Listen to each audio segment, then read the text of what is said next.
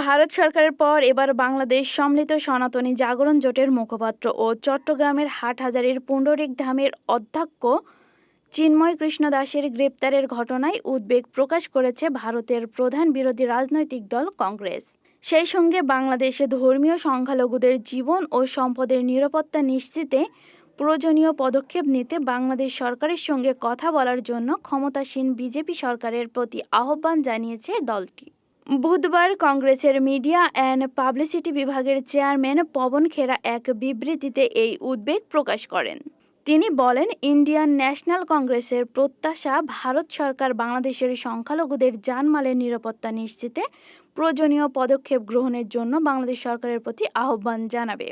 পবন খেরা বলেন, বাংলাদেশের ধর্মীয় সংখ্যালঘুদের নিরাপত্তাহীনতার পরিবেশ নিয়ে গভীর উদ্বেগ প্রকাশ করছে কংগ্রেস।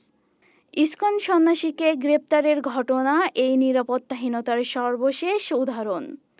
এর আগে মঙ্গলবার চিন্ময় কৃষ্ণ দাস ব্রহ্মচারীর মুক্তির দাবিতে আন্দোলনকারীদের হামলায় সাইফুল ইসলাম আলিফ নামে চট্টগ্রামে এক আইনজীবী নিহত হন। মঙ্গলবার বিকেল ৫টার দিকে চট্টগ্রাম মেডিকেল কলেজ হাসপাতালের চিকিৎসকরা আইনজীবী সাইফুল ইসলামকে মৃত ঘোষণা করেন। হামলায় আহত হন আরও ৭-৮ জন।